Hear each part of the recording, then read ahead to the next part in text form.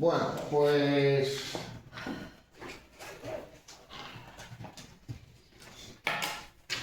vamos a seguir donde lo habíamos dejado el otro día y de todas maneras, pues con esos cambios ideológicos que habían tenido lugar en la segunda mitad del siglo XX y que obedecen, pues muy especialmente a los cambios sociales y a las nuevas preocupaciones que vienen a aparecer.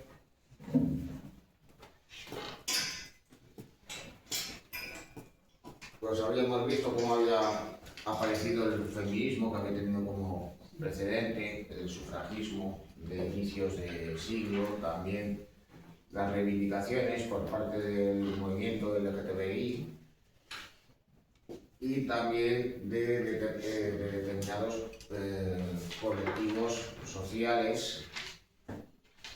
Al fin y al cabo, pues digamos esto, pues para nosotros en nuestro país, digamos, nos es un tanto ajeno pues, a fecha de hoy, pero digamos que las reivindicaciones pues sí que venían a estar, digamos, pues presentes en cierto sentido hasta cierto punto, pues en tiempos de la transición, pues en relación pues, a los regionalismos y nacionalismos que existen en España. Pero siendo, digamos, más concretos, pues harían referencia esas reivindicaciones, pues muy especialmente a las de la minoría afroamericana en Estados Unidos. Al fin y al cabo, hasta la década de 1960 existía el denominado como segregacionismo.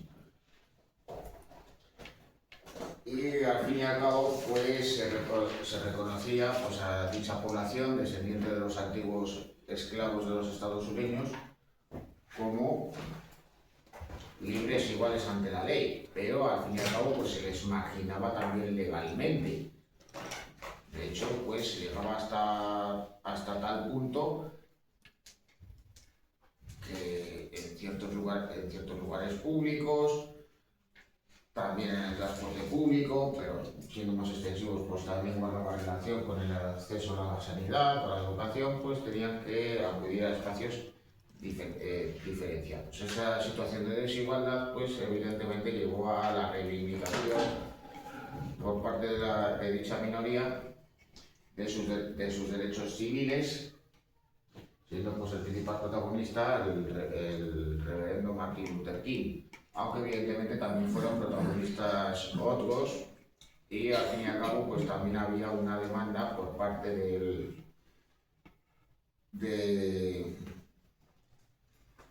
reconocimiento pleno de dichos derechos pues dentro de los sectores, digamos, pues más progresistas de la sociedad norteamericana, que de todos modos, y aunque hoy nos pudiera parecer un tanto extraños, pues estaban incluidos en ambos partidos mayoritarios de los Estados Unidos, el republicano y el demócrata. Luego también, digamos, pues dentro de esas personalidades pues, que estuvieron, digamos, presentes en esas reivindicaciones por parte de esos movimientos a favor de los derechos civiles, pues curiosamente habría que incluir a este señor, el cual de todos modos pues hay que hacer una mención aparte, aunque guarda relación de todos modos con aquello que vamos a abordar ahora, y es que al fin y al cabo hay que señalar que la globalización no solo es un proceso especialmente económico, sino también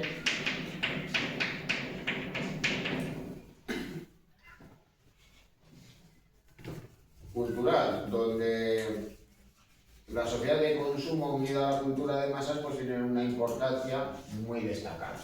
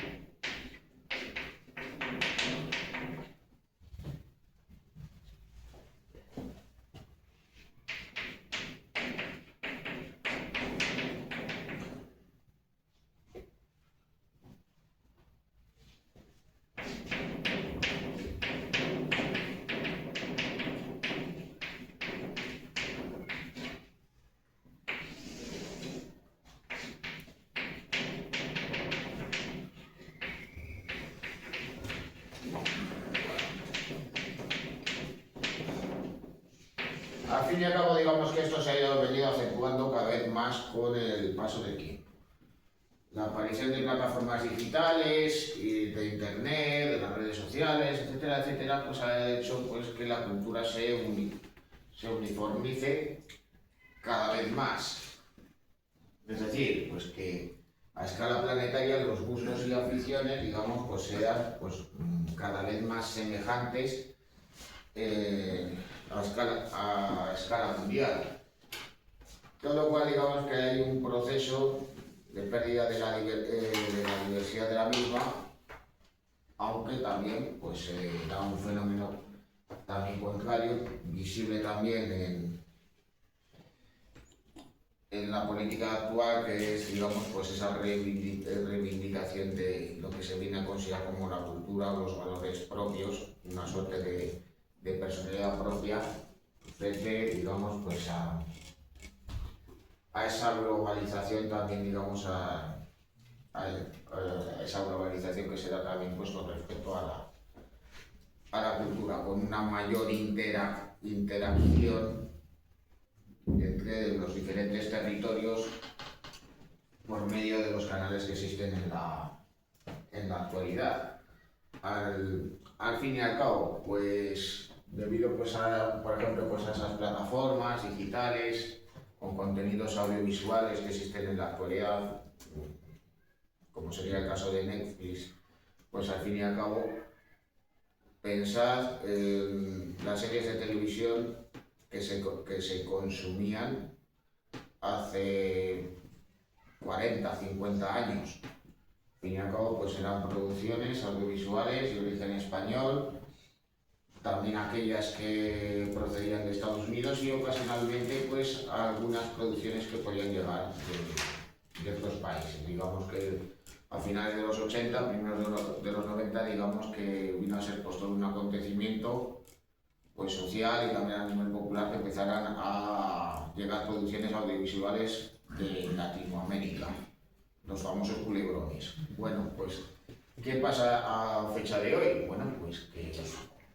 por un lado, por ejemplo, pues hay series de televisión que son muy populares fuera de España debido a esas plataformas, siendo pues el caso más evidente el de La Casa de Papel, pero luego por otro lado hay producciones audiovisuales que no son ni españolas, ni norteamericanas, ni británicas, que sí que gozan de bastante popularidad. ¿Cuáles serían? Las turcas, ¿no? Bueno, por ejemplo sería eso. No, pero un ejemplo muy simple se trata, porque estuvieron haciendo una promoción en Valladolid hace poco, cuando la serie se estrenó pues, por Navidades. Se trata de una serie coreana que se llama El Juego del Calamar. Al fin y al cabo, ¿qué series de televisión coreanas llegaban a España hace 40 años o 50 años? Bueno, nosotros no sabíamos ni que, pues, casi ni que si tenían televisión allí. Y claro, pues no deja de ser, digamos, un fenómeno, hasta cierto punto a escala planetaria. Eso, pues digamos que es reconocible en ese proceso de globalización también cultural y en relación a la cultura de masas. En el caso de la música, con el apartado que ya, pues, hasta cierto punto bastante extenso, pues está al acabar el tema, pues se puede incluso pues, reconocer todavía más.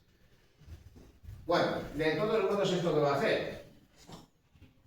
Pues va a suponer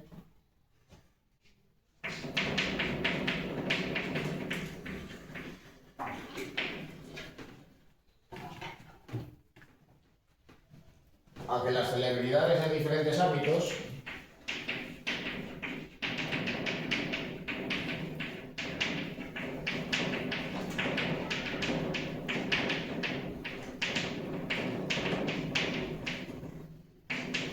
lo sean a una escala global, convirtiéndose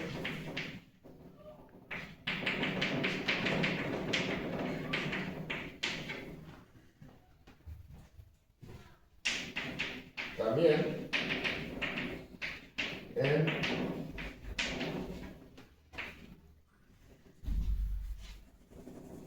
referentes de marcas comerciales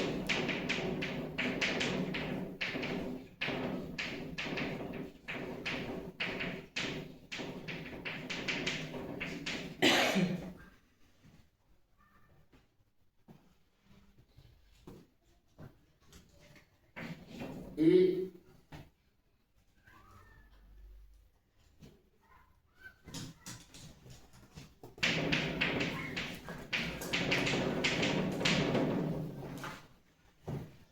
también lo que, bueno,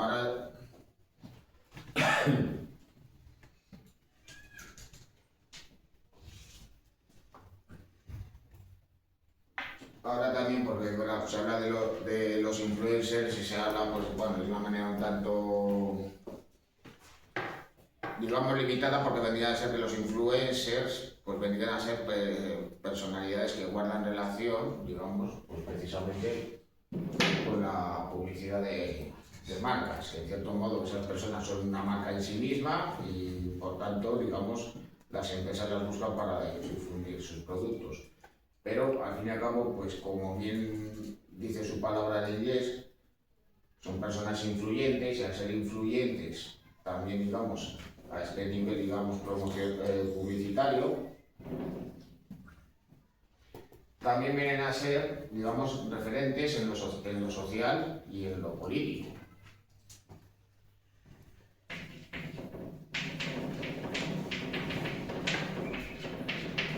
Claro, en ese sentido, pues claro, que estas personas sean activistas por diferentes causas, pues relacionadas pues con diferentes partidos, diferentes causas relacionadas, pues por ejemplo, con el feminismo, con el ecologismo. Digamos, pues asociamos más pues a actores, a artistas, a la música. Y en menor medida, digamos, a deportistas, porque en buena medida, digamos, que sus compromisos publicitarios, digamos, que les vendrían, digamos, a ese activismo político. Con el paso del tiempo, digamos que eso se ha ido limitando y a ser referentes, en el caso de Estados Unidos, también en qué parte de la población, pues también lo son, digamos, dentro de su comunidad, con lo cual pues sus opiniones sobre determinados acontecimientos o incluso en las campañas políticas pues en ocasiones se oyen, igual que se oyen a ciertos actores o a ciertos artistas de la música, pues también se oyen a ciertos deportistas y a los vinculados con la población afroamericana, pero esto en el pasado no fue así. Y no hace tanto tiempo. Bueno, Julio, sí. el término este de cultura de valores propios, ¿qué encaje tiene en la globalización? Ninguno. Se pierde, ¿no?, con la globalización.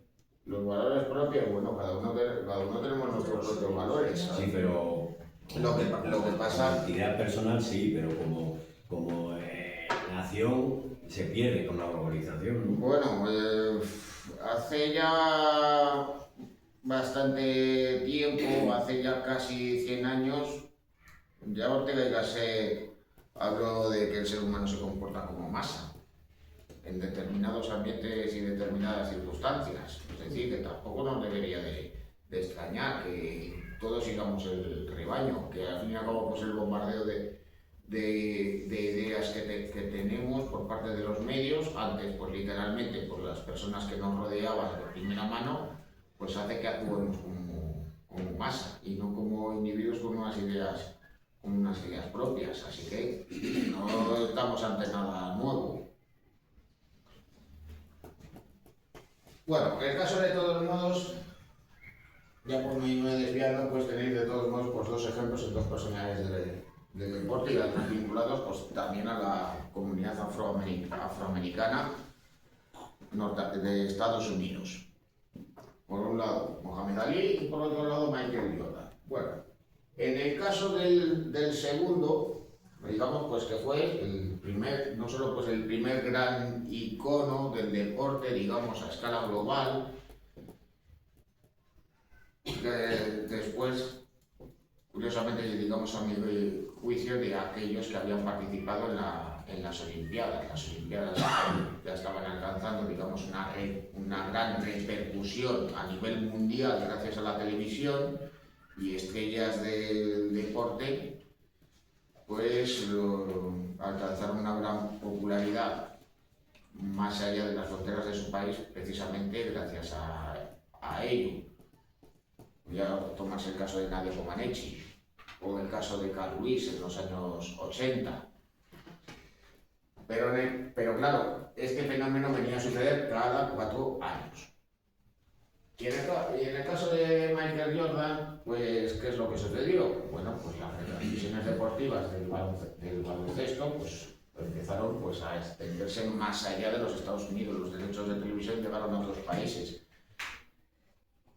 Las figuras de dicho deporte de la Liga Profesional de los Estados Unidos empezaron a ser populares más allá de su país. Pero al mismo tiempo que alguien como él tenía éxitos deportivos, tanto con su equipo como con la selección de su país, también se convirtió en un icono publicitario de primera mano. Es decir, la imagen de Michael Jordan está estrechamente ligada a la empresa de artículos deportivos Nike, y de hecho, para la propia empresa hay un antes de Michael Jordan y un después de Michael Jordan. Es decir, que la firma del deportista con dicha empresa, digamos que supuso pues un acontecimiento que explicó el crecimiento de la empresa, convirtiéndose pues, digamos, en un atractivo también para otros deportistas. Y de hecho pues claro, cuando estamos pensando en una empresa de artículos deportivos que venda productos, digamos, de todo tipo, también para aquellos que practican baloncesto, también otros que practican fútbol, o simples aficionados también a ese deporte, aquellos que practican atletismo, etcétera, etcétera, pues está pensando en qué marcas. Bueno, pues quizá pues a escala global estaríamos pensando en 2. Nike y Adidas, pero claro, de Adidas estamos pensando en muchos deportistas, en Nike todavía estamos pensando en Michael Jordan, y eso que se retiró del deporte hace mucho tiempo. Bueno, Michael Jordan de todos modos, pese a ser alguien que bueno, pues fue tremendamente exitoso en el deporte, una figura muy popular, y también pues un exitoso hombre de negocios, no fue un activista político como sí que fue Muhammad Ali. Bueno, nacido como Cassius Clay, porque se cambió su nombre cuando se convirtió al Islam, ya desde un principio pues dio muestras, digamos, de inconformidad y no de ser pues simplemente un boxeador que combatía y que se preparaba para los combates. Digamos, pues la especial verborrea que él tenía, pues digamos que daba pistas sobre el carácter, digamos, inconformista que iba a manifestar. El caso es que en la década de 1960, y el hecho de, digamos, de formar parte de la nación del Islam, pues le va a llevar a un activismo político en el que va a llevar a cabo pues, precisamente las reivindicaciones, va a asumir como propias las reivindicaciones de la población afroamericana de Estados Unidos, pero también va a asumir como propios los valores del Islam. El caso es que de todos modos, a él, al igual que a otros norteamericanos, le va a llegar la carta de reclutamiento para entrar en el ejército en tiempos de la guerra de Vietnam. Él se va a llegar a alistarse, con lo cual va a ser juzgado y si bien no acaba en la cárcel, pues se le va a prohibir que sea profesionalmente retirándose la licencia durante bastantes años. Aún así, pues él no se va a retractar de este hecho, cumplirá la correspondiente sanción, luego ya en la década de los 70 volverá a combatir, volverá a ser campeón mundial. De todos modos, pues pese a la gran inadversión que causó pues, su figura dentro de la población blanca anglosajona y protestante del país, digamos el grupo mayoritario dentro de los Estados Unidos, digamos que con el paso del tiempo la sociedad norteamericana vino a reconciliarse con su figura sin que él de todas maneras, digamos, renunciara a sus principios. Y un hecho más que significativo fue que, ya de todos modos, pues enfermo de Parkinson, en las Olimpiadas de 1996 fue el último relevista y encendió el pebetero olímpico. Ya en 1960 había participado en las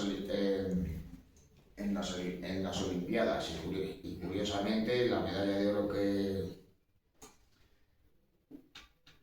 ganó, pues fruto digamos de ese inconformismo y malestar con la política y la sociedad norteamericana, pues literalmente la arrojó a un río.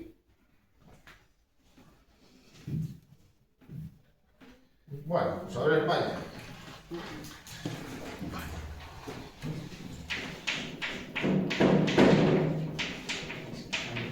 Bueno, aunque digamos que la dictadura del general Franco pues no empieza en 1939,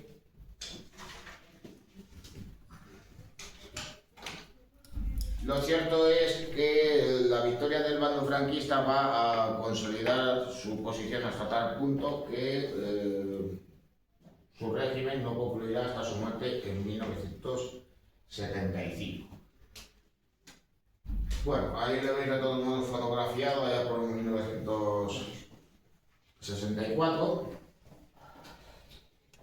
Bueno.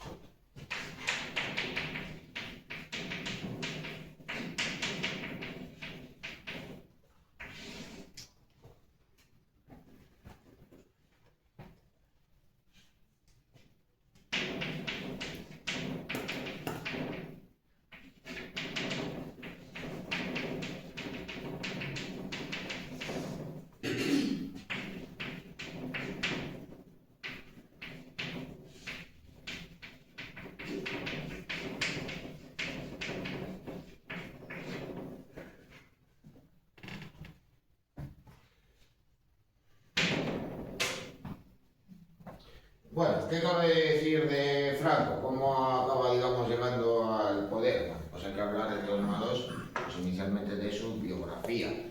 Él nació en 1892 en la localidad de Ferrol, en la provincia de La Coruña, y tanto por parte de padre como de madre procedía de una familia de tradición marinera, pues vinculada pues precisamente a la marina. Pero de todos modos, en vez de ingresar en la Academia Naval y convertirse, pues, por tanto, en un oficial y por tanto pues, tripulante de un barco de guerra, pues en cambio ingresó en la Academia Militar de Toledo. convirtiéndose pues, en oficial del ejército de tierra, y ya más concretamente del arma de infantería. ¿Por qué creéis que pasó eso? ¿Por qué no ingresó en la Academia Naval del Ferrol y, por el contrario, se marchó a Toledo? Solo estatura. No, los suspendió el examen de ingreso.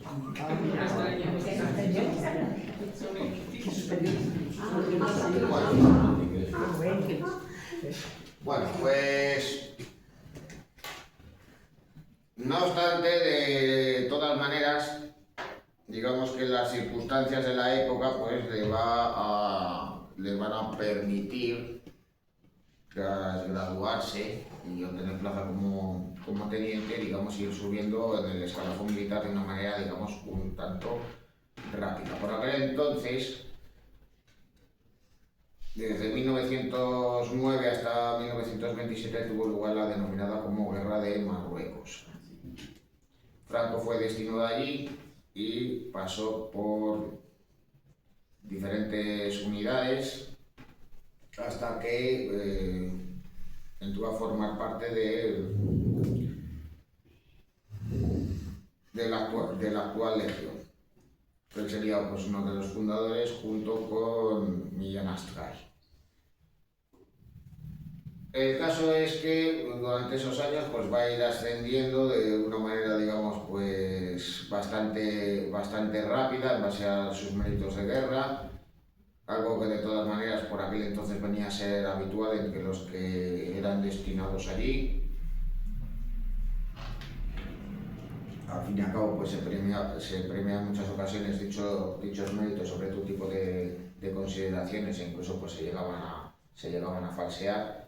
De todas maneras, digamos que de todos modos yo no voy a entrar en cuestión de que si a Franco le premiaron de más o no. Lo cierto es que sí que llegó a ser herido en combate.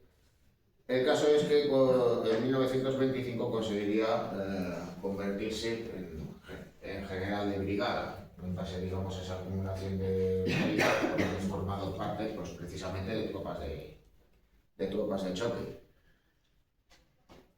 Bueno, naturalmente que cuando termina la guerra, digamos que él digamos, pues se queda sin actividad, o al menos pues no ve en una fecha próxima la posibilidad de seguir ascendiendo en el escalafón.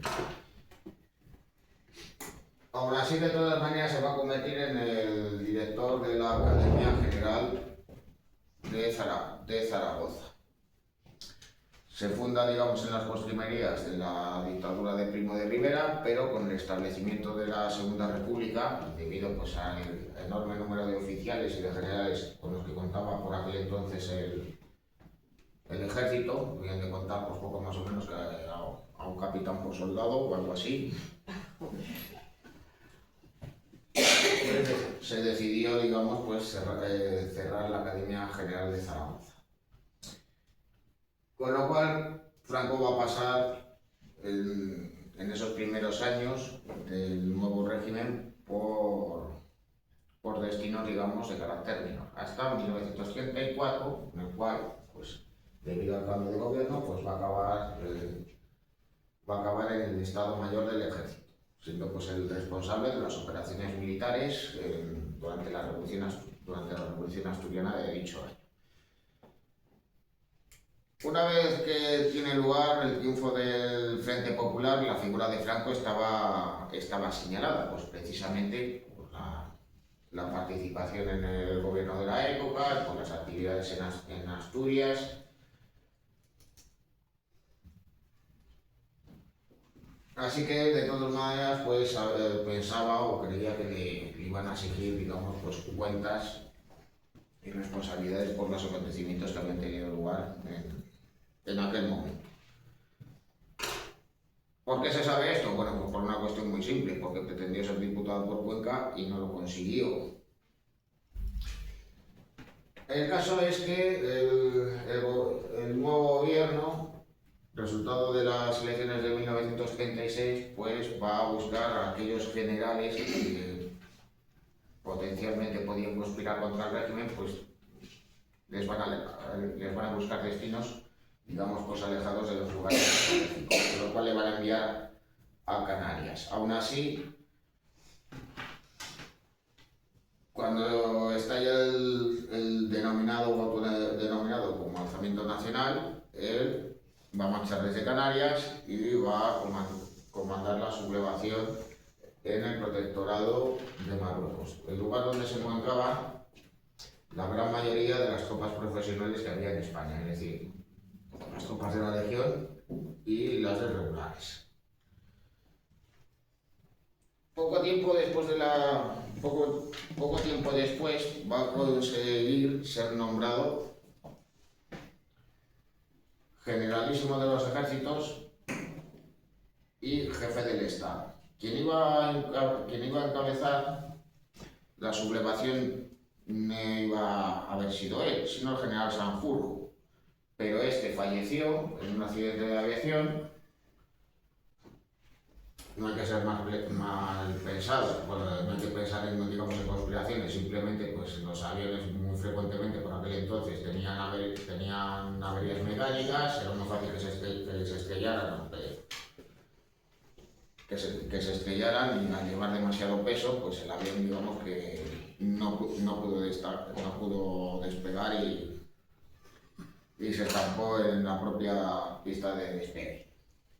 Bueno, el caso de todas maneras es que Franco ya en 1936 acumulaba un enorme poder. Al fin y al cabo, era jefe del Estado y de gobierno y generalísimo de todos los ejércitos. Nadie nominalmente en la historia de España había acumulado tanto poder en persona. Generalísimo de los ejércitos solamente había sido una persona en toda la historia del país, que había sido Manuel Godoy en tiempos de Carlos IV.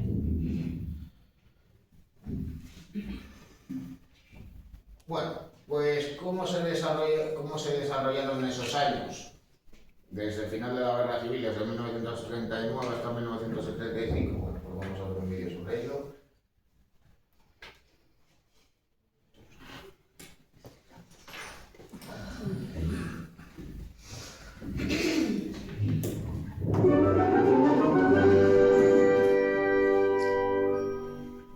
Franquismo es un vocablo que define un tipo de régimen político o sistema de dominación institucional que presidió la vida social, económica y cultural de España durante casi 40 años del siglo XX, entre los años 1936 y 1975. Su nombre deriva de la figura histórica que ejerció durante ese periodo el máximo poder y la suprema autoridad política de manera casi absoluta, el general Francisco Franco Bahamonde. De hecho, durante esas 4 décadas, Franco fue la clave de bóveda del régimen en calidad de dictador con poderes casi omnímodos y sin limitación de tiempo, con el título oficial de caudillo de España. Antes de convertirse en dictador y caudillo, Franco había sido un militar de perfil conservador y prototipo de los africanistas, aquellos que forjaron su carrera en las campañas coloniales de Marruecos. Convencido de que el ejército era la columna vertebral de España, apoyó la dictadura del general Miguel Primo de Rivera entre 1923 y 1930 y fue el primer director de la Academia General Militar de Zaragoza, creada en 1927. En 1931, su conservadurismo y catolicismo le convirtió en un crítico de los programas reformistas de los gobiernos republicanos socialistas, volcados en la reforma agraria latifundista, la descentralización autonómica y la secularización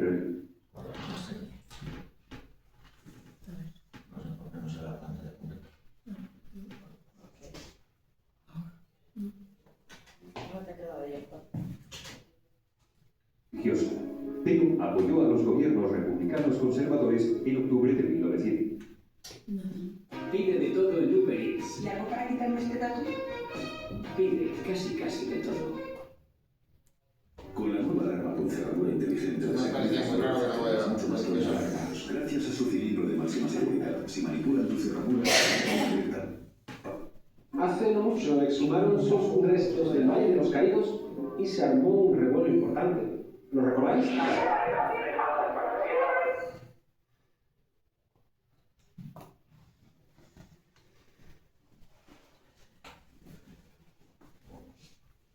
A ver,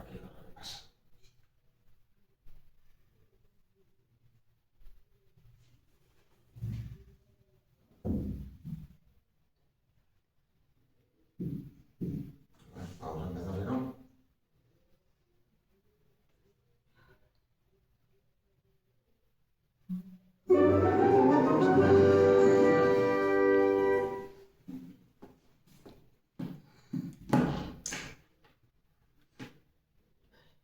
Fue el primer director de la Academia General Militar de Zaragoza, creada en 1927.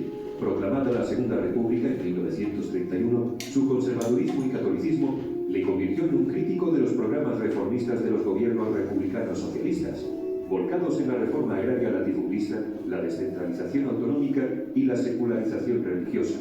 Pero apoyó a los gobiernos republicanos conservadores en octubre de 1934 y tuvo un protagonismo especial en el aplastamiento de la insurrección socialista en Asturias y de la rebelión secesionista en Cataluña. Tras la victoria electoral del Frente Popular de Izquierdas en febrero de 1936, tomó parte en la conspiración militar que provocó la sublevación de julio de 1936 con un doble objetivo: frenar por la fuerza de las armas el ambicioso programa reformista aplicado por el gobierno y para atajar el espectro de revolución social que percibía tras la movilización popular que había acompañado la victoria electoral de las izquierdas. El inicio de la Guerra Civil de 1936 a 1939 fue una etapa crucial para la fulgurante ascensión política de Franco a la cumbre del Estado. Al principio fue solo uno más de los generales sublevados que formaron una Junta de Defensa Nacional que asumía todos los poderes del Estado. Era el máximo órgano del poder militar exclusivo implantado en la España insurgente, que promovió un violento proceso de involución social y política de perfil autoritario, contrarreformista y contrarrevolucionario. La prolongación de la Guerra Civil y el crítico contexto internacional contemporáneo pronto exigieron que la Junta Militar Colegiada decidiera concentrar el mando en una única persona que pudiera actuar como comandante en jefe de las fuerzas insurgentes. Franco recibió de sus compañeros de armas ese encargo porque tenía gran prestigio, carecía de competidores vivos, dirigía las tropas que más victorias lograban, los moros y los legionarios que avanzaban hacia Madrid, y había logrado el vital apoyo de la Alemania de Hitler y de la Italia de Mussolini. En consecuencia, a finales de septiembre de 1936, la Junta le nombró generalísimo de las Fuerzas Nacionales de Tierra, Mar y Aire, y jefe de gobierno del Estado, traspasándole todos los poderes del Estado. La dictadura militar colegiada se convertía así en una dictadura militar de poder personal, cuyo único y absoluto titular era Franco. A partir de entonces fue configurándose el régimen político denominado franquismo, porque Franco no quiso ser solo el portavoz y líder de sus compañeros de armas que le habían elegido para el cargo. Al ejército como pilar originario y supremo de su poder le fue sumando otras dos fuentes de legitimidad que apuntalaron su incipiente autoridad omnímoda. Por un lado, la Iglesia Católica, objeto de una fuerte persecución en la retaguardia republicana que sancionó su esfuerzo bélico como una cruzada por Dios y por España, y proporcionó un catolicismo militante y beligerante que habría de ser hasta el final de la ideología suprema del régimen. Por otro lado, la Falange Española tradicionalista, el partido único configurado en abril de 1937 por fusión de todas las fuerzas derechistas, monárquicos, católicos, carlistas y falangistas, que se convertiría en el instrumento clave para organizar a sus partidarios, suministrar fieles servidores administrativos y encuadrar a la sociedad civil, organización sindical, sección femenina, frente de juventudes. El régimen caudillista erigido sobre esos tres pilares institucionales, ejército, iglesia y falange, con el inexcusable apoyo germano-italiano, lograría un triunfo incontestable en la Guerra Civil en abril de 1939. El caudillo de la victoria sentaría sobre ese triunfo las bases de la legitimidad de su magistratura vitalicia y providencial, que se prolongaría hasta su propia muerte en noviembre de 1975. Pese a que el franquismo experimentaría algunos cambios más o menos intensos durante su larga existencia, hubo un elemento permanente que nunca sufrió menoscabo: el enorme grado de concentración de la autoridad omnímoda en una sola mano y persona. El franquismo era sobre todo una dictadura personal, y así quedó recogido tempranamente en la legislación que otorgaba al caudillo una amplísima gama de poderes ejecutivos, legislativos y judiciales. Por ejemplo, la Ley de Reorganización de la Administración Central del Estado, firmada por el propio Franco, el 8 de agosto de 1939, otorgaba al caudillo la suprema potestad de dictar normas jurídicas de carácter general y radicaba en él, de modo permanente, las funciones de gobierno. Esta inmensa concentración de poder, inigualada nunca por otro gobernante español anterior o posterior, no supuso, sin embargo, la desaparición en el seno del régimen de varios grupos políticos más o menos organizados, pero igualmente operativos, que respondían a las previas fuerzas políticas derechistas. Se trataba de las llamadas familias franquistas, falangistas, carlistas, católicos y monárquicos. Franco tuvo la habilidad de ejercer un continuo arbitraje moderador entre todas ellas, dividiendo internamente sus filas y contraponiendo a unas familias contra otras para evitar el excesivo crecimiento de una única opción que pudiera hacer sombra a su poder personal.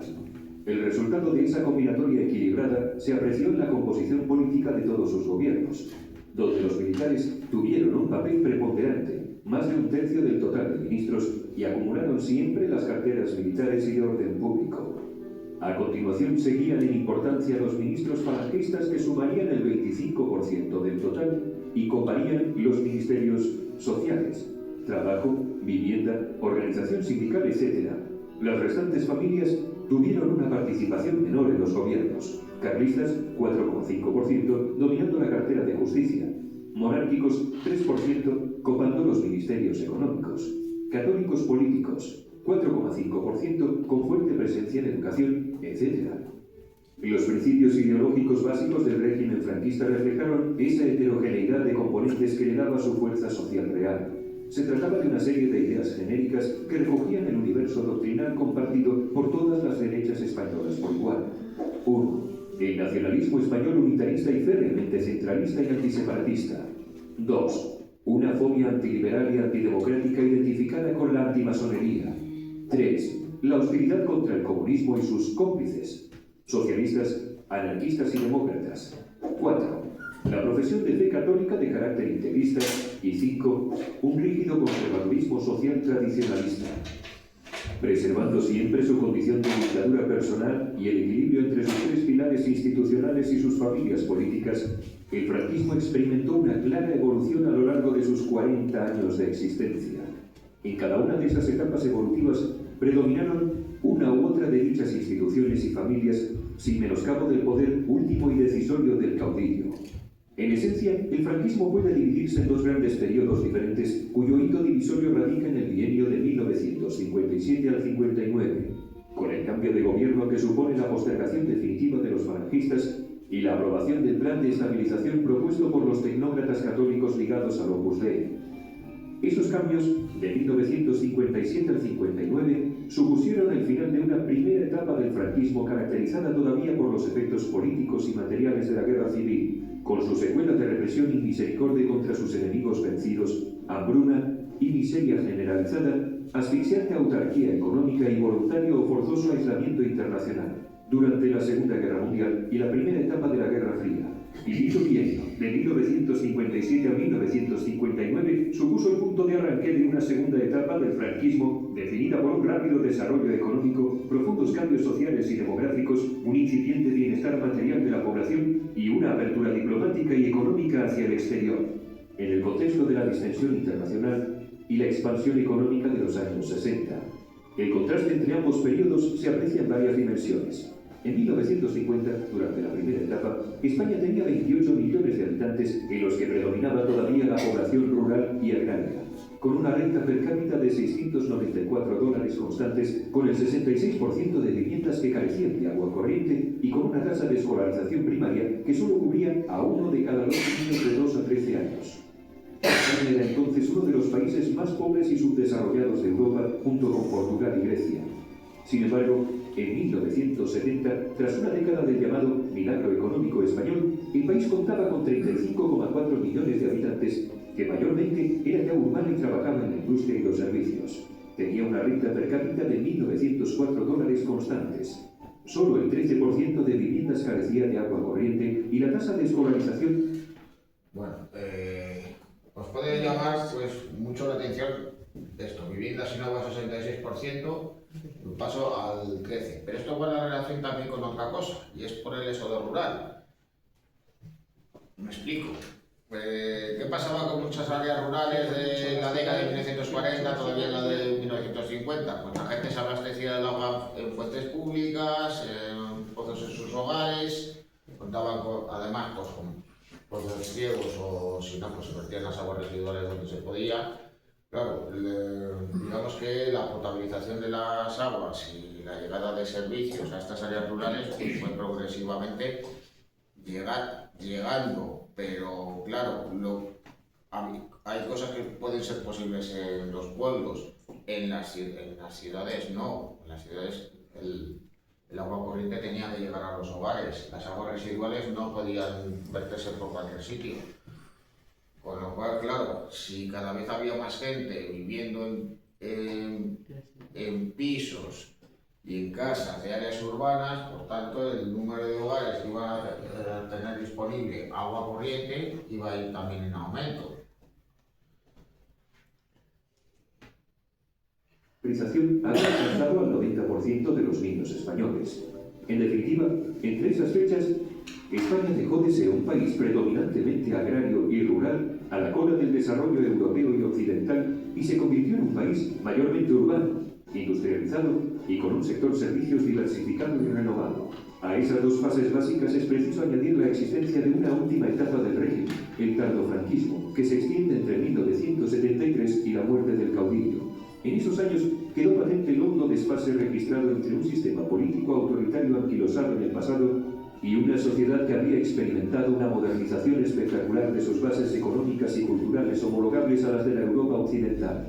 En esos años terminales, la sociedad española ya solo era diferente de sus homólogas europeas por la desfasada naturaleza autoritaria de su sistema político, que era cada vez más anacrónica respecto a la nueva sociedad española, urbanizada, industrializada, diversificada, alfabetizada y secularizada. La consecuente crisis del régimen fue agudizada por el asesinato del principal asesor del caudillo, el almirante Carrero Blanco, a manos de la organización terrorista ETA, en diciembre de 1973, por el perceptible declive de las capacidades físicas del dictador y por la paralela intensificación de la presión popular y opositora en favor de una transición democrática. En esas condiciones, cuando Franco falleció tras su larga agonía, casi todos los testigos contemporáneos, ya fueran dirigentes del régimen o de la oposición, comprendieron que ya no había posibilidad de pervivencia del régimen franquista con el caudillo muerto. Hasta tal punto su persona había formado e informado dicho sistema de dominación política. Aquel 20 de noviembre de 1975 llegaba, por tanto, a su final un régimen político cuya única constante definitoria fue la presencia del general Franco como supremo dictador militar bonapartista, caudillo arbitral de juicio inapelable y solo responsable ante Dios y ante la historia.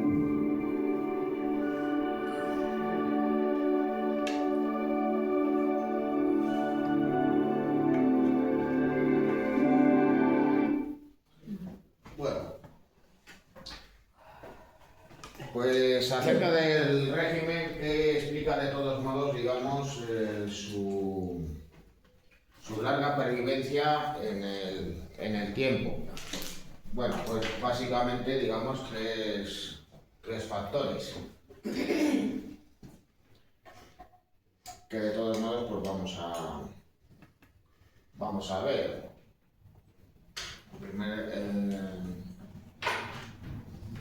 En primer lugar, pues cabe señalar la inoperancia de la oposición al régimen, tanto en el interior como en el exterior. Solamente, digamos, en las postrimerías del franquismo, ya desde finales de la década de 1960, pues ya fue pues, especialmente activa en ambos ámbitos y, digamos, pues cuando ya, digamos, se constata un hecho muy simple, y es el propio declive físico del dictador. Por otro lado, el apoyo internacional del régimen. La situación del mundo en tiempos de la Guerra Fría pues va a permitir pues a Franco pues no vivir pues precisamente lo que vivieron Hitler y Mussolini. Pero luego por otro lado hay que señalar otra cosa, y es que el régimen contaba con importantes apoyos que evidentemente van a posibilitar que el régimen se mantuviese pues más allá, digamos, de su capacidad represiva, que evidentemente la tenía. Bueno, ¿qué características viene a presentar? Digamos que viene a ser un régimen totalitario, pero de todos modos se puede considerar pues un tanto heterodoxo si se compara en relación con los regímenes totalitarios del periodo de entreguerras, así ya más concretamente la Italia de Mussolini, no digamos ya pues en el caso de la Alemania nazi.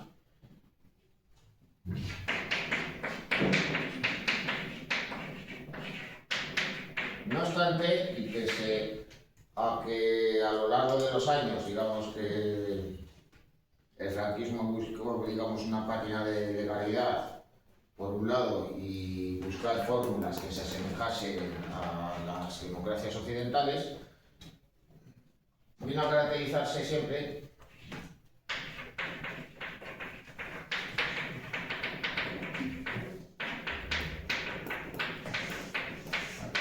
un régimen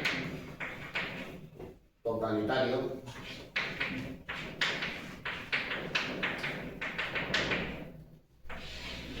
donde todo el poder estaba en manos de Franco,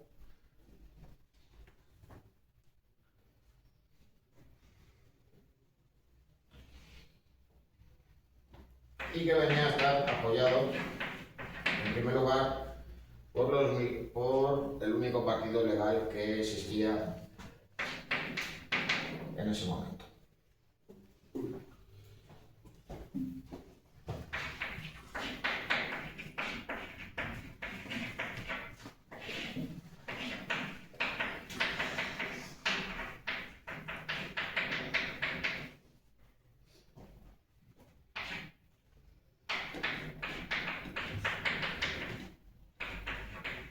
Bueno, a la Falange también se la conocía como el movimiento, y ya en 1937 pues había buscado, digamos, pues integrar en su seno a otra corriente política dentro del bando franquista, que era el carlismo.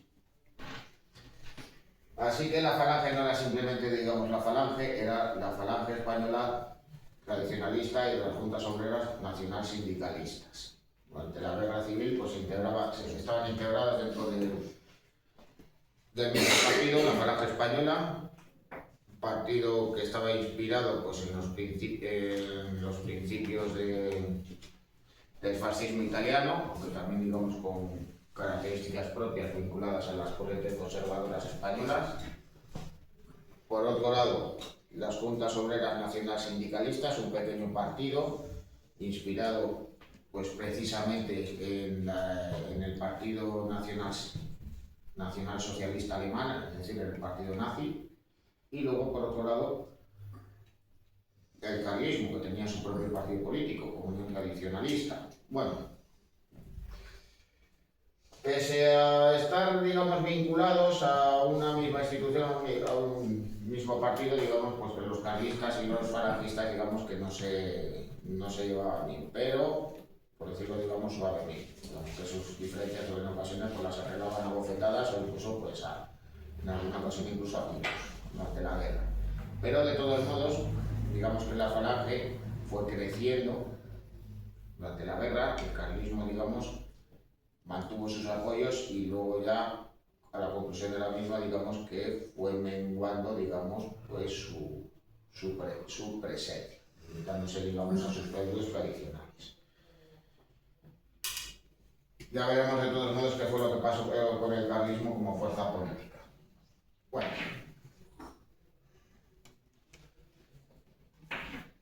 la Falange de todos modos va a controlar pues una serie de instituciones pues inspiradas precisamente en la Italia de Mussolini, que lo que buscaban, digamos, era encuadrar socialmente a la sociedad. De ahí de que se fuera denominado también como el movimiento. Porque al fin y al cabo se defendía que el régimen llevara a cabo un fuerte control social por medio de corporaciones. Así, en el caso de la mujer, ¿cómo iba a ser controlada? ¿Qué corporación había? La sección femenina. La sección femenina. En el caso de la juventud, pues como se habían prohibido los Boy Scouts o instituciones semejantes, pues existía el Frente de Juventud. el Frente de Juventudes, Claro, los sindicatos, todos prohibidos, claro. En su lugar existía el sindicato vertical. Y así pues se podían seguir pues, con otras instituciones, como por ejemplo el SEU, o Sindicato Español de Universitarios. Bueno. Bien.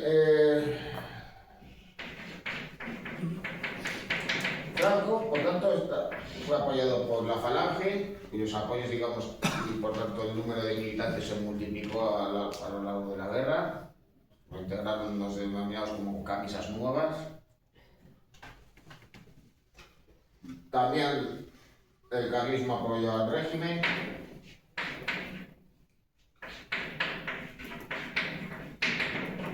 La Iglesia.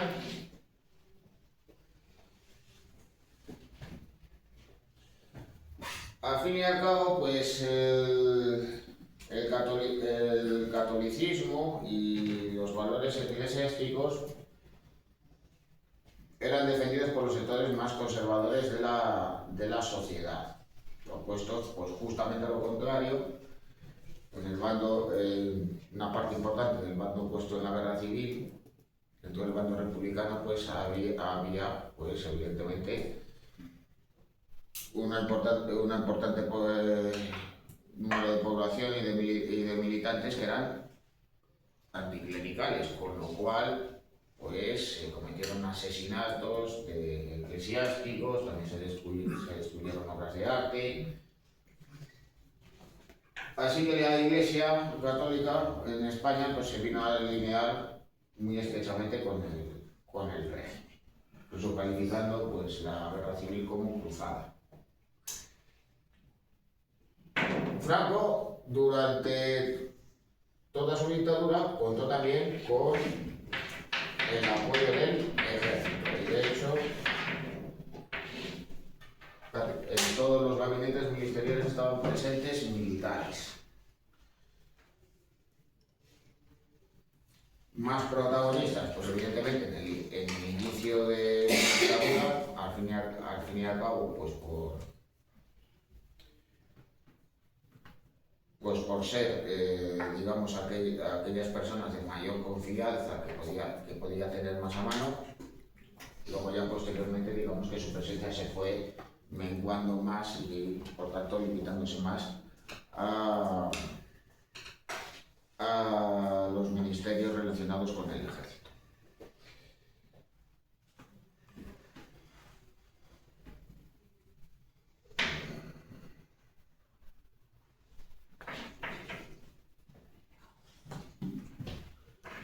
También hay que señalar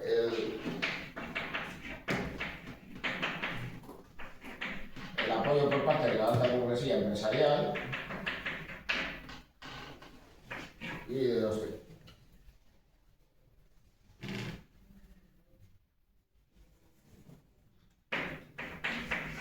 terratenientes agrícolas.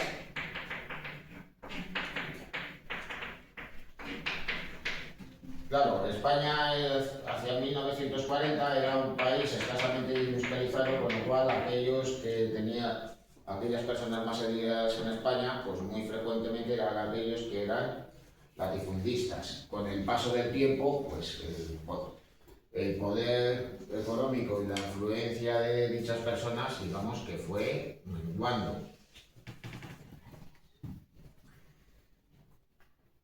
Con lo cual, el peso de la burguesía empresarial y bancaria fue aumentando bastante más. Y, digamos, pues en general, los sectores más conservadores, también aquellos defensores del retorno de la monarquía,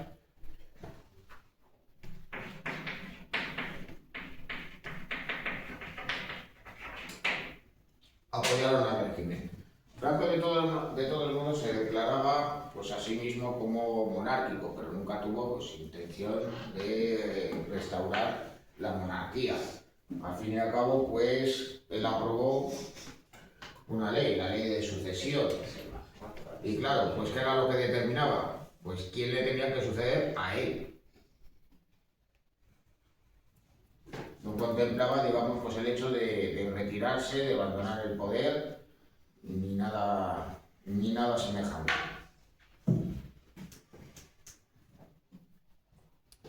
Bueno, pues el hecho de que hubiera un apoyo por parte de esos sectores que podríamos calificar como derechistas o ultraderechistas, dentro, digamos, de todo ese conglomerado de fuerzas conservadoras, pues hacía que el régimen, digamos, tuviera ideológicamente un carácter, digamos, bastante heterodoxo,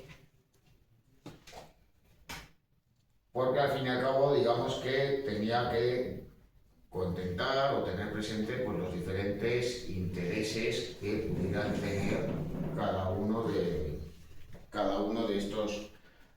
estos grupos. De hecho, pues muy frecuentemente Franco en sus propios gabinetes buscaba equilibrios de poder, evitar que hubiese un grupo, digamos, que tuviera una posición privilegiada frente a otro, aunque de todas maneras, aún así se puede reconocer pues dos etapas dentro del franquismo.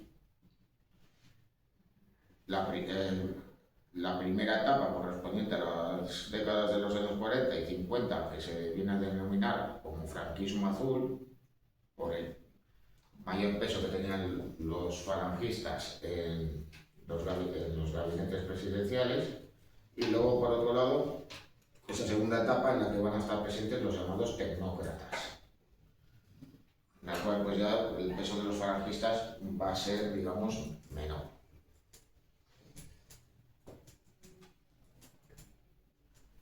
Nada, pues esto ¿qué va a hacer? Pues que la ideología del régimen fuese denominada como nacionalcatolicismo.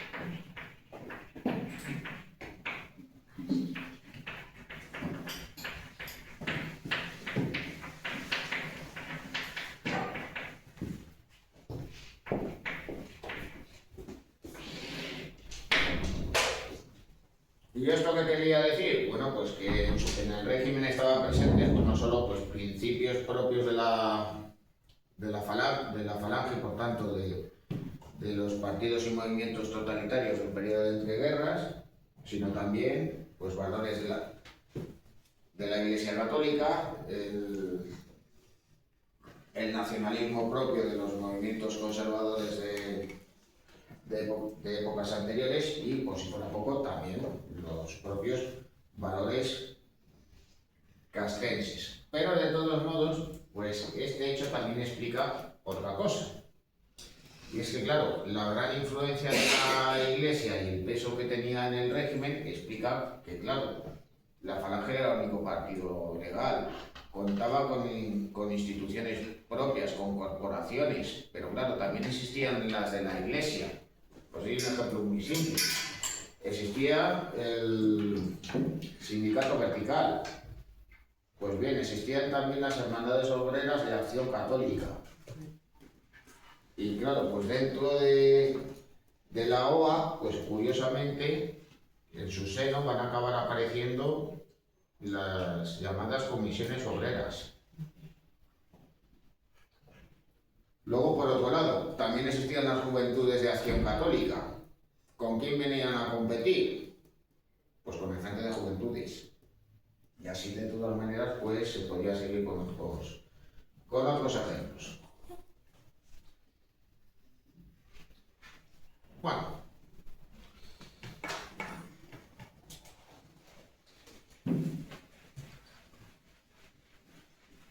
¿Con qué apoyos contaba Franco en el exterior? Bueno, pues cuando concluye la guerra contaba con el apoyo de los países del eje. Contaba con el apoyo de Mussolini, contaba con el apoyo de Hitler. Pocos meses después estalla la Segunda Guerra Mundial. Y claro, aunque el país estaba devastado por la guerra civil, el régimen, evidentemente, pues iba a apoyar a Italia y a Alemania. Así que, aunque inicialmente pues Franco declara que España es neutral, pocos meses después y ante la oleada de victorias alemanas, pues va a decir que el régimen en realidad es no beligerante. Es decir, venía a decir, nosotros no luchamos, pero lo que estamos al lado de estos. ¿Qué consecuencias tuvo?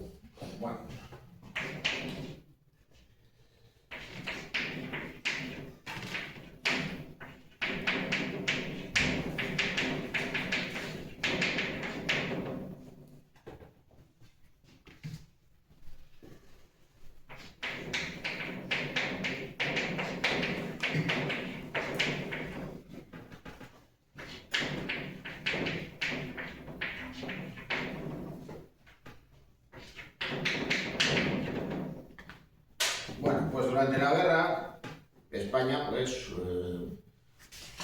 suministró materias primas y artículos industriales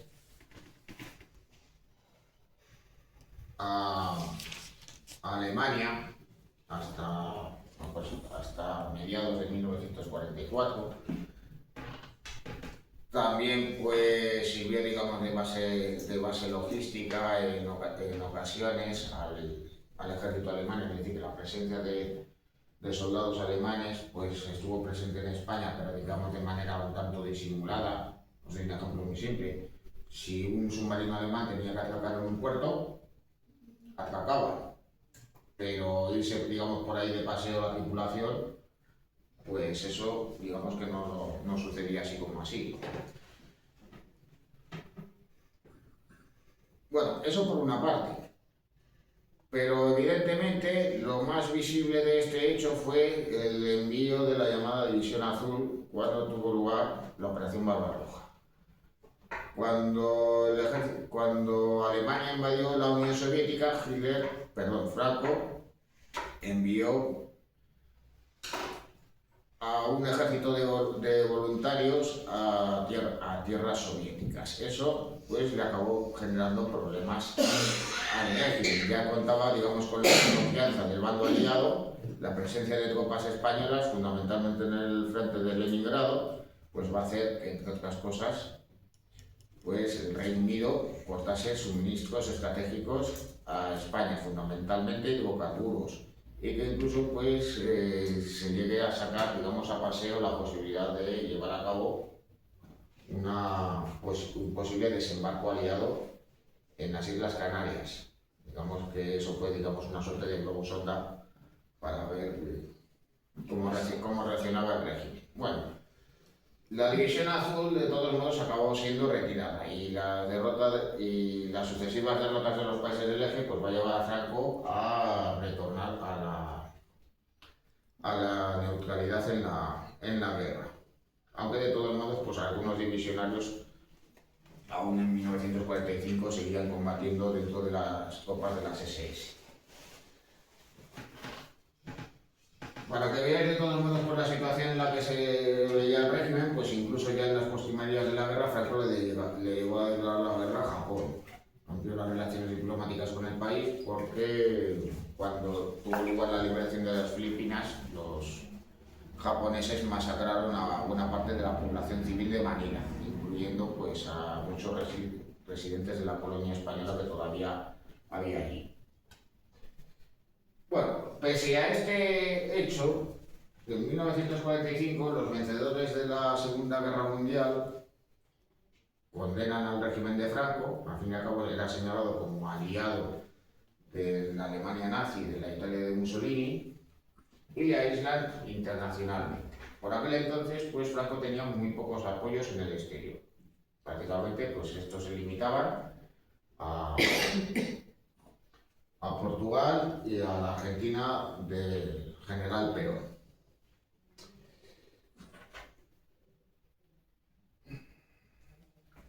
Pero la situación internacional va a jugar a favor del régimen franquista.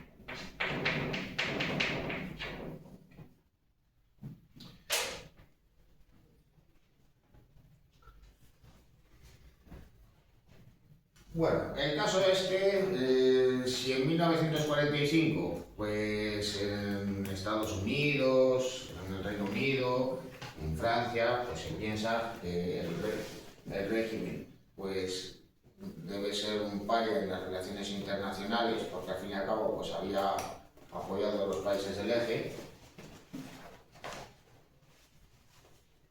Pues en la década de 1950 la situación ya no era vista así. Estados Unidos, ya en esa década, pues pensaba que había que buscar aliados en su enfrentamiento con el bloque comunista. Así que no piensan que simplemente tenían que ser regímenes democráticos los que formaran parte del bloque occidental, sino que podían buscarse el apoyo de aquellos regímenes totalitarios o dictatoriales. Así que se van a restablecer las relaciones diplomáticas entre España y los Estados Unidos, o más bien habría que decir al revés.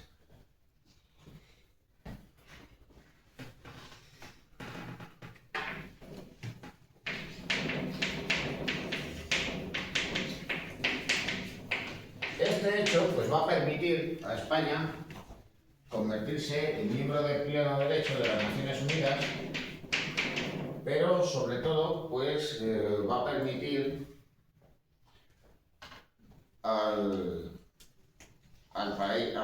país beneficiarse, digamos, económicamente de inversiones de capitales. Porque de hecho, pues todavía a mediados de la década de 1950, económicamente en España se dejaban sentir todavía las consecuencias de la guerra.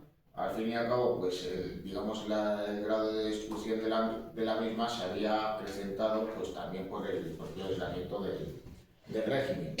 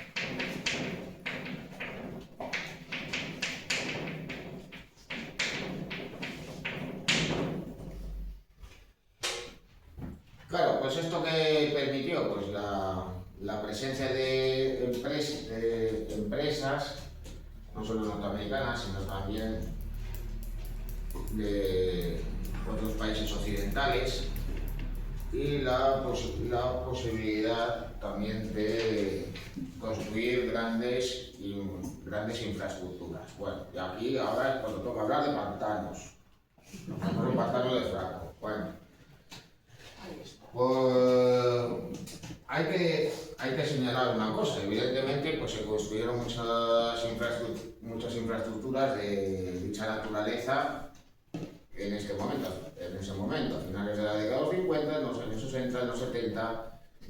Todavía pues en los años 80 se construyeron algunas de gran calado como la presa de Riaño. De todos modos, hay que señalar una cosa. Se construyeron en ese momento cuando hubo posibilidad técnica, material y económica de poderlas llevar a cabo.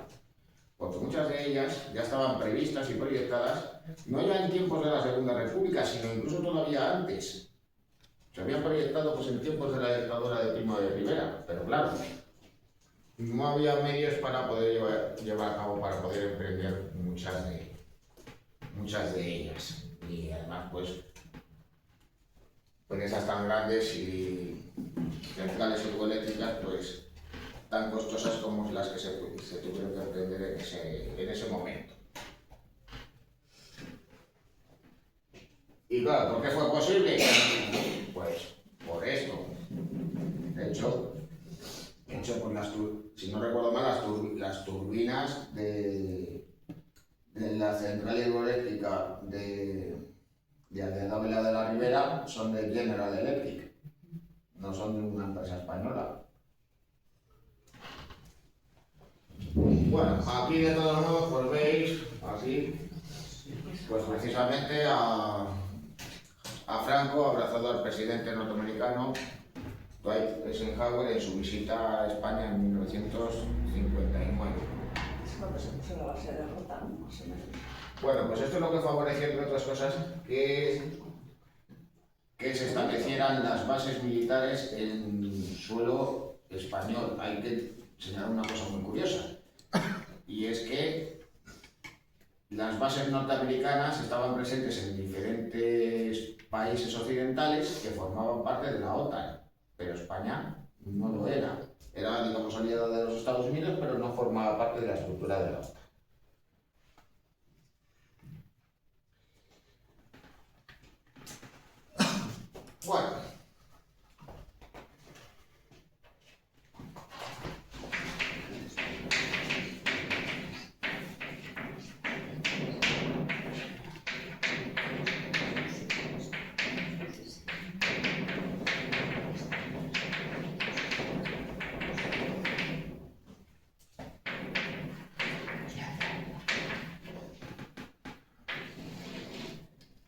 Bueno, tras la depresión económica de posguerra que tuvo lugar en España, la situación que se vivía en la década de 1950 todavía era de cierto estancamiento hasta finales de la misma. La llegada de capitales extranjeros favoreció pues, el crecimiento económico, pero también el plan de estabilización, porque al fin y al cabo sucedió una cosa, digamos, pues muy simple y tuvo relación pues precisamente con ese cambio político que tuvo lugar dentro de los gobiernos del franquismo. Bueno, pese a la naturaleza represiva del régimen, se empieza a constatar que hay cierto malestar social, especialmente pues, por la subida de los precios y también pues, digamos, por la carestía y las dificultades que existían en ese momento. No tenían lugar, digamos, movilizaciones masivas, pero ya en la década de 1950 hubo una huelga general en Barcelona. Y digamos, pues esto fue una muestra del malestar entre los trabajadores que existía en aquel momento. Claro, pues las primeras medidas que se tomaron pues guardaron relación con el aumento de los salarios, pero se constata que esto no era, digamos, suficiente, que aumentaran los salarios pues no implicaba, digamos, pues mejorar la situación económica. A la larga, pues lo que podía suponer era que subieran los precios. Así que en 1959, y ya con la llegada de los llamados tecnócratas al gobierno, se llevó a cabo el plan de estabilización, con el fin de reducir la deuda pública y favorecer el crecimiento económico.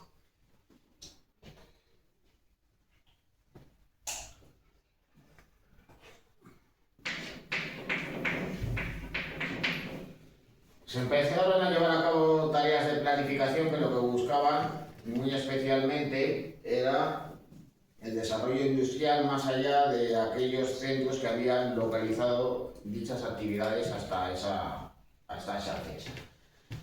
Con lo cual se crearon los denominados como polos de desarrollo.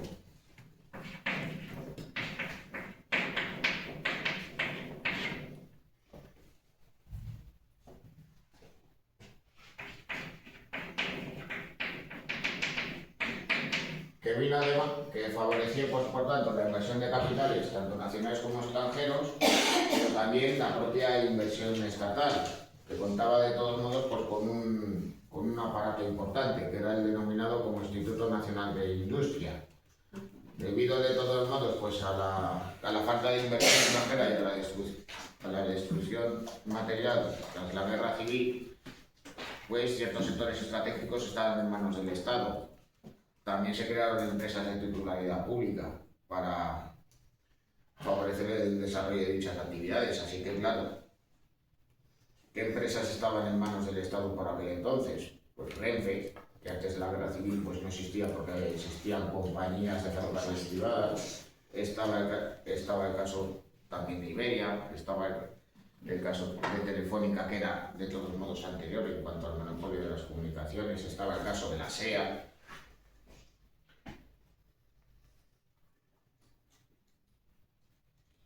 Y así, de todos modos, pues se podía seguir con otros ejemplos. Claro, esto hacía pues que también se levantaran centrales eléctricas, incluida también pues, la primera central nuclear que se levantó en España, la de Zorita.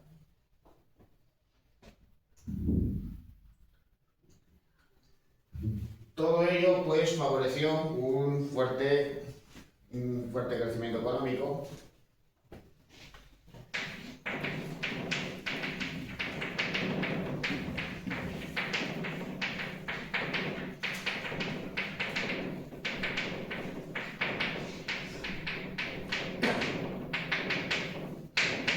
Que fue denominado como desarrollismo.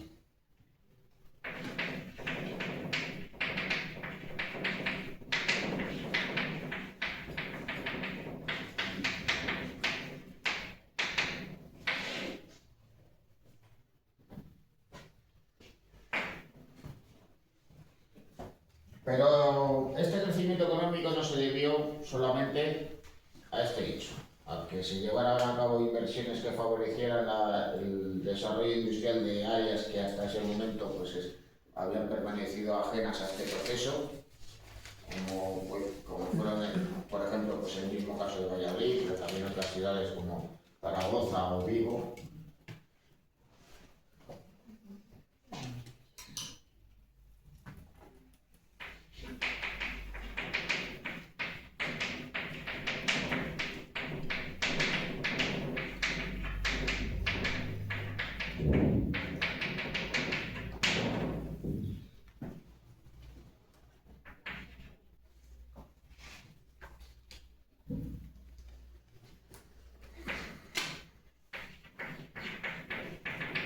Pero por otro lado, también va a haber un hecho que va a suponer una importante fuente de ingresos para el país, que es el turismo. La aparición del turismo de masas en las Baleares y en el litoral mediterráneo, pues va a suponer pues, la llegada de de divisas y por tanto la posibilidad de que se invirtieran pues, capitales en otros sectores, aparte de favorecer también pues, el desarrollo de infraestructuras del transporte.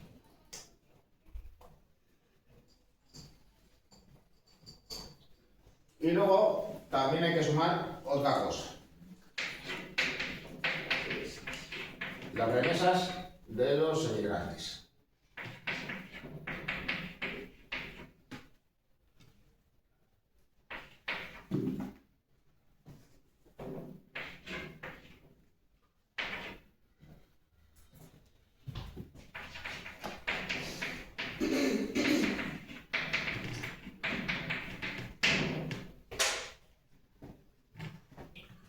Bueno, pues hasta la década de 1960, que era lo que existía, pues un férreo control de las fronteras. Pero a partir de ese momento, digamos que se empieza a levantar la mano. ¿Por qué? Bueno, pues en una época de crecimiento de la población y ante la posibilidad del aumento del paro, pues pueda desestabilizar al régimen, pues se permite la salida de trabajadores o potenciales trabajadores al extranjero. Así pues no se ve, así por tanto digamos que no se veía pues aquellos que querían marcharse de España como aquellos que estaban descontentos con el régimen. Claro, ¿esto qué va a suponer? Pues aquellas personas que se establecían en otros países pues enviaban dinero a sus familias. Y claro, pues debido al cambio favorable, pues esto va a suponer una inyección de capitales para la economía española. Bueno, todo esto pues va a concluir con la crisis del petróleo. ¿Por qué? Bueno, pues porque muchas de estas personas, debido a la crisis económica, se quedan en el paro y entonces ¿qué es lo que deciden? Muchas de ellas, pues retornar. Claro, hay gente que, digamos, pues ven a señalar, claro, es que en la España de Franco no existía el paro. Y fue llegar la democracia y el paro se disparó. Claro, pero es que hay que entender de todos modos las circunstancias que había. Por un lado, no había tenido lugar la incorporación masiva de la mujer al mercado laboral. Por otro lado, los potenciales parados que pudiera haber en España se habían ido al extranjero. Y claro, pues con los cambios sociales. Y por otro lado, con el retorno de los emigrantes, pues el paro fue aumentando. En 1976, si no recuerdo mal, o 1977 se llegó al 1.000.000 de desempleados. Cuando las cifras, pues en torno a 1970 o 1971, debían de estar en torno a los 100.000. Claro, uno dirá, bueno, 1.000.000 de parados, ¿qué tiempos aquellos? En comparación con otras épocas que ha habido pues, más recientemente en España. Bien.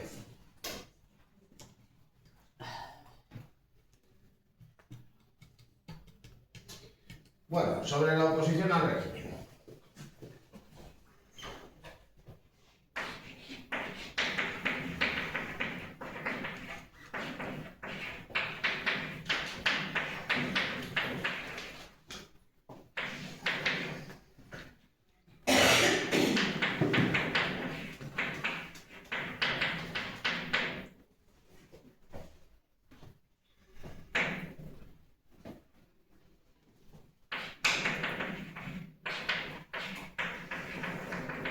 Bueno, pues la guerra civil se constituyó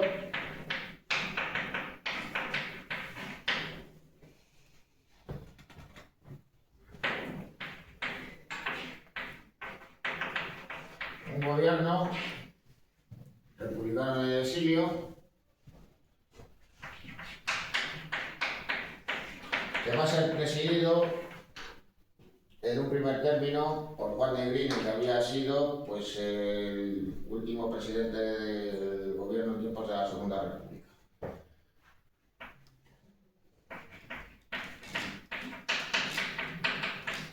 Dicho gobierno pues va a buscar pues apoyos internacionales con el fin de derribar al régimen de Franco, pero no lo van a conseguir. A todo ello, pues en el exilio exterior hay que señalar algo muy importante, y es que no solo había, digamos, pues disputas entre los diferentes movimientos e ideologías que formaban parte de la oposición exterior al régimen.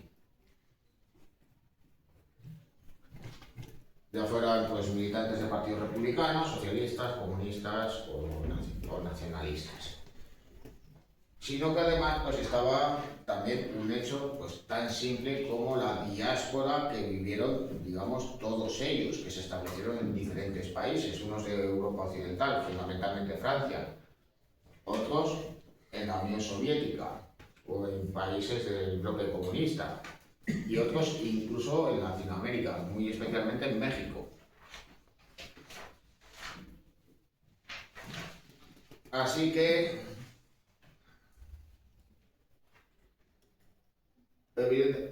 pues estas circunstancias pues explican también pues en parte, digamos, pues la ineficacia que tuvo en el exterior.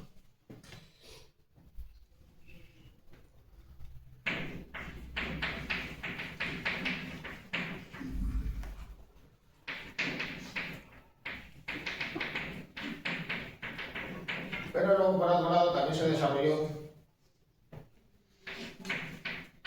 y especialmente, curiosamente, desde 1945,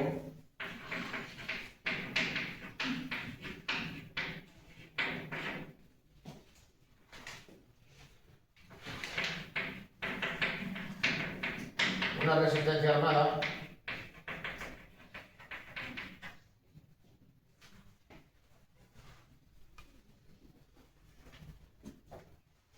integrada por maquis.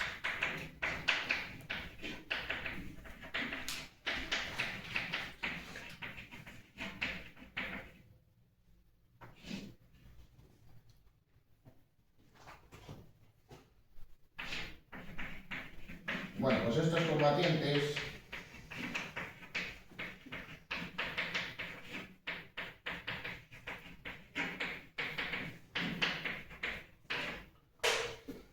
pues fundamentalmente se venían a localizar en áreas rurales y zonas de montaña, y claro, pues ¿quiénes venían a ser? ¿Quiénes formaban parte del maquis? Pues antiguos combatientes y milicianos republicanos, gente que se había echado al monte. Pero por otro lado, ¿por qué estuvo especialmente activo en la segunda mitad de la década de 1940 y no antes? Bueno, pues con la conclusión de la Segunda Guerra Mundial se piensa que el régimen franquista puede caer, y claro, pues eso va a suponer que haya incluso pues un intento de invasión militar en el Valle de Arán, cosa que fracasa, pero de todos modos esto va a reactivar a todos estos grupos. También van a hacer que estén más activos. El orden de, así pues habrá pues en el orden de 25.000, 30.000 miembros del maquis por aquel entonces. Por lo cual, pues esto que va a hacer, pues que el régimen tome esto en consideración y que por tanto pues se lleven a cabo pues auténticas operaciones militares con el fin de poner fin a las mismas, que irán, digamos, languideciendo y convirtiéndose en un hecho residual ya a inicios de la década de 1950. Pero de todos modos, pues el fracaso del maquis se ha debido pues a dos circunstancias. En primer lugar, pues a la propia represión del régimen, que no estaba pues dispuesto a que estos combatientes, a que estos guerrilleros fuesen cada vez más activos y tuviesen cada vez más apoyos, y que por tanto el régimen tuviera cada vez mayores dificultades. Pero es que también había que sumar otra cosa, y tan simple como fue el hecho de la guerra civil. El grado de destrucción y de muerte fue tal que la sociedad española pues tenía un enorme cansancio y aunque hubiera gente, digamos, que pudiera simpatizar con su causa, prefería desentenderse de la situación, bien para evitar posibles represalias, bien porque no estaban ya, digamos, pues con ánimos de coger las armas.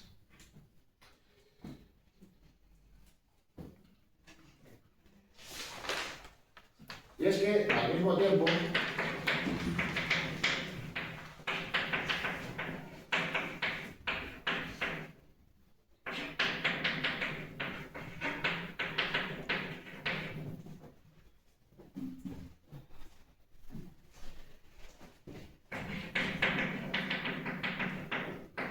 el franquismo ejerció una fuerte represión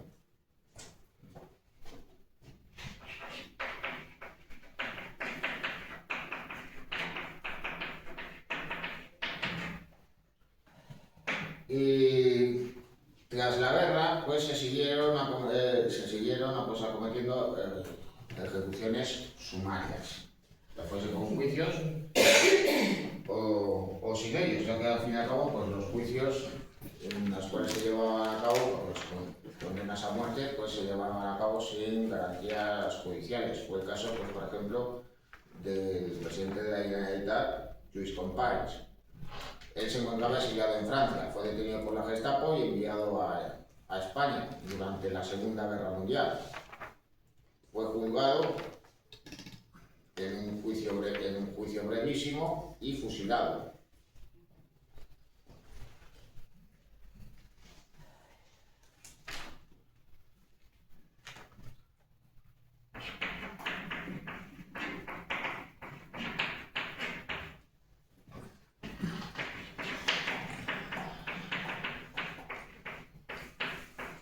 Bueno, estos juicios, de todas maneras, no tenían por qué conducir irremediablemente a la condena a muerte de los represaliados.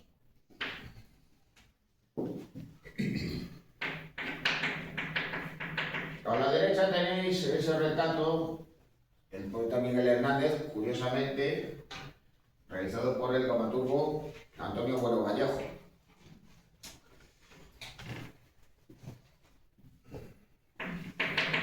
En estos juicios,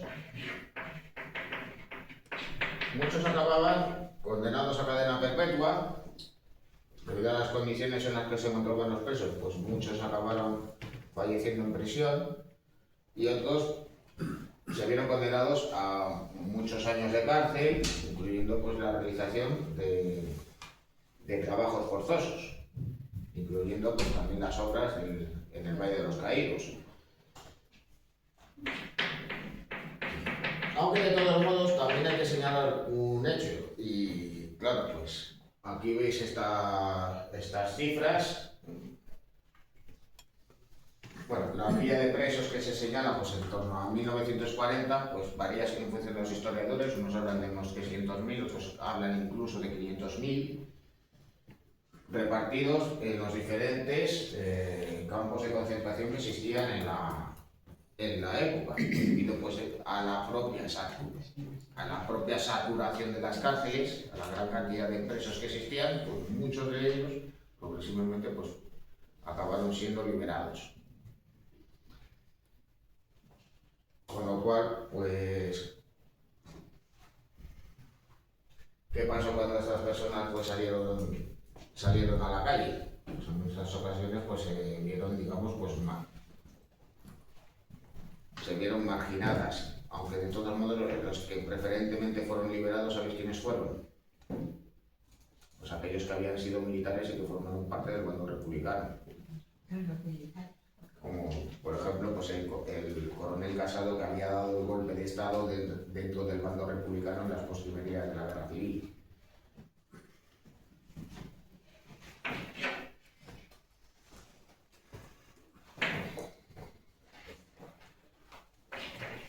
De todos modos, los campos de concentración que existían en España, no penséis, de todas maneras, no tenéis que imaginaros como campos, con barracones, rodeados de alambre de espino, con torretas, con guardias enfurecidos con perros. como si estuvierais viendo pues, una película ambientada en la Segunda Guerra Mundial, sino que simplemente en muchas ocasiones lo que se hacía era encarcelar a la gente en construcciones que ya existían, como castillos, monasterios, antiguas fortalezas militares, etcétera, etcétera.